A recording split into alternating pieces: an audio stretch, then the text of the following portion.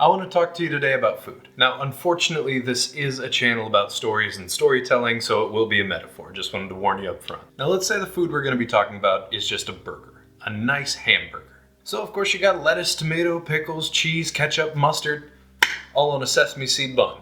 But without that patty, it's not a hamburger. It's just a salad with some croutons on the side. And of course, it doesn't have to be a hamburger patty. It could be turkey, it could be vegetable, it could be like a sausage if you're doing like a breakfast sandwich. And now that I'm thinking about it, you ever think about how Dracula is just about a noble giving a girl an STD? Yes, I know there's not a lot of overlap between a hamburger and Dracula. But I did warn you that it's a metaphor. Did you catch what the metaphor was? If you did, leave a comment. And yes, I understand that the closest thing vampires and ground beef have in common is that scene from like The Littlest Vampire or whatever that Disney movie was called, where he's like sucking on the vampire's neck, and it freaked me out as a kid. But at the same time, I stand by the metaphor. Like I said, you can make that sandwich. You can make the lettuce, cheese, pickles, tomatoes, SpongeBob meme behind me. But it's not a burger if you don't have that patty.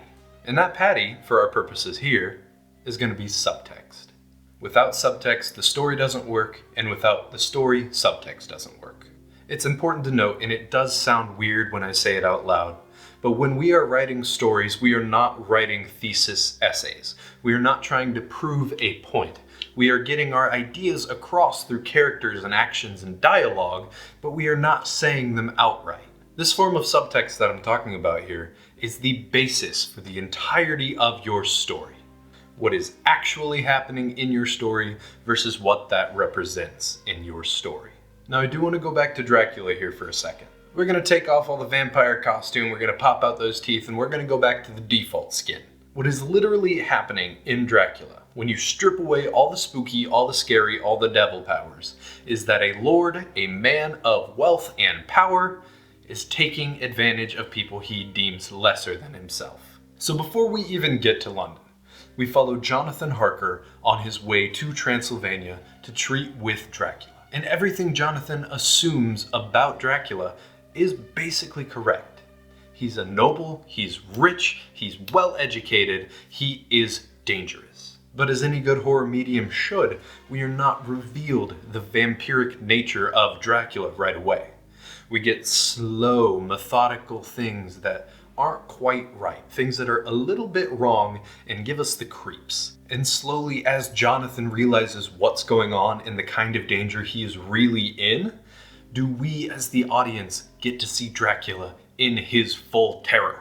Now, as I think is pretty well understood by the common person, Dracula was based off of this guy, Vlad Dracul, Vlad the Dragon, Vlad the Impaler. There you go, you get it now, Vlad the Impaler, like with the teeth. Vlad the Impaler.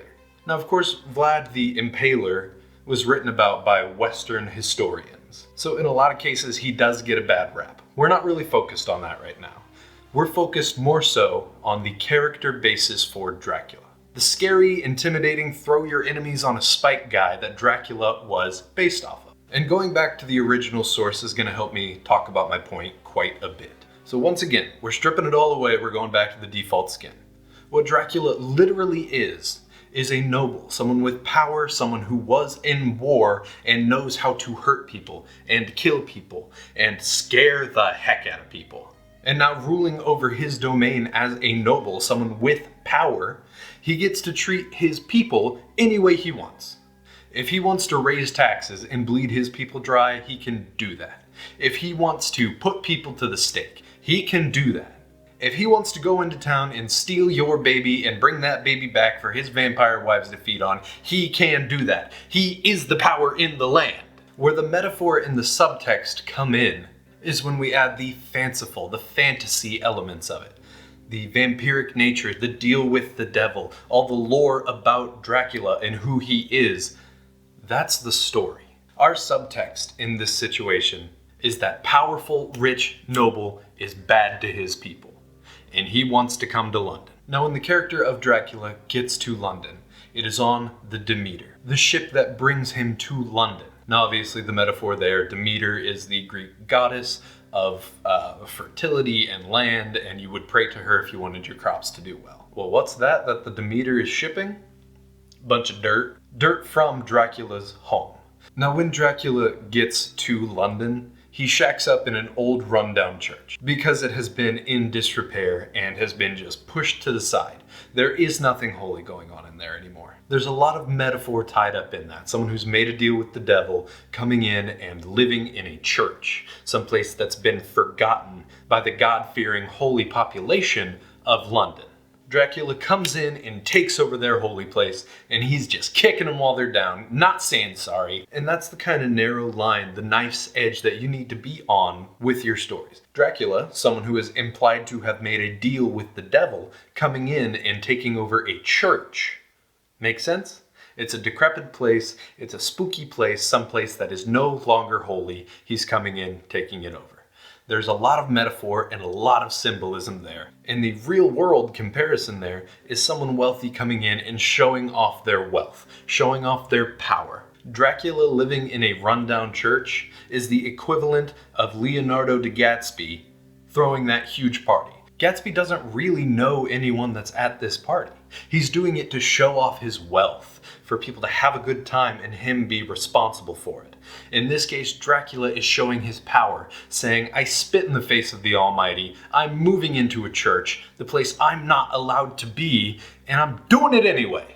And as we progress further into the story, we start to see Dracula's appetites. What he left in his home country and what he did to his people, that came with him. In this case, our metaphor is blood. Drinking the blood of someone else and rebuilding his harem. And who is at the whim of his appetites? Well, Lucy. Unfortunate, but that's just how it goes. Now on our literal side of things, this is our wealthy, powerful noble coming to a new country and still having his desires, his lust, his willingness to cause pain to others. It's just in a new city now. So if you're familiar at all with the Dracula story, you know how it goes from here. Dracula mind controls Lucy, brings her out of her home because he cannot enter, and drinks her blood in the streets of London.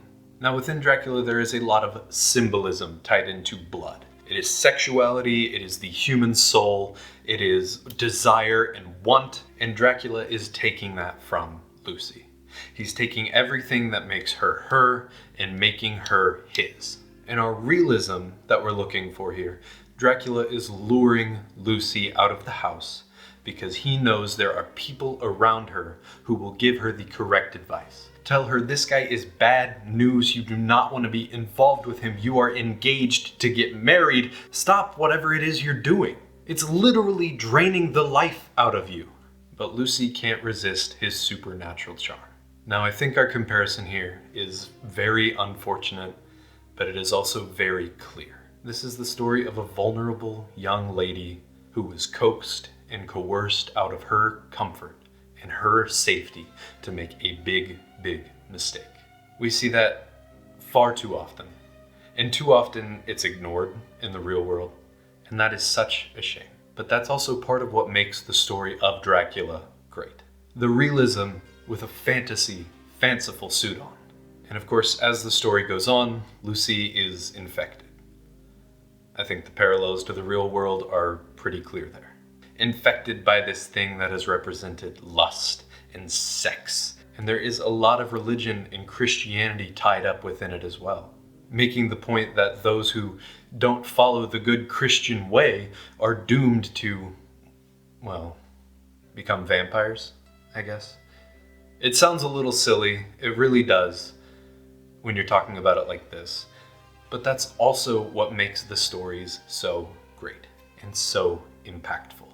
The underlying realism that is in your story, that's what's gonna sell it. That's what's gonna make your reader turn the next page or watch the next episode. Yeah, because of the cool features that are in your story. But it's also about what resonates in here. What resonates with the soul. What part in your story makes me as a regular person sympathize and understand and really resonate with the themes and ideas of your story. Now, of course, your story doesn't have to be so heavy. It doesn't have to make comments on the charming getting their way and leading people astray and not reaping any consequences of it because they've done it for 1,000 years and they'll do it for 1,000 more, right? That's the metaphor. The metaphor for vampires is almost always about power, but it's also usually about timelessness. The timelessness of abuse of power, the timelessness of human emotion, the timelessness of friends coming to your side, and the bonds that can be made within a terrible, terrible decision. The people who are around you that want to see you get better. And yeah, sometimes it is a supernatural threat. But that supernatural comes from someplace real. Someplace that not everyone likes to talk about. I just finished Dracula again, and it's such a great story. But for some reason it really got to me this time, so I just wanted to make a video about it and stripping away the metaphor and just talking about it blatantly and out in the open. When writing your stories, you can't just think about them on the surface level. Everything that happens within your story, well, it doesn't have to tie to something specific in real life. Those themes and the ideas all need to be founded within that subtext. Within that hamburger patty. Subtext is the key to many, many great stories. Now go out and write them. But while you're still here, like, comment, subscribe, and share this video with your friend that had a goth phase.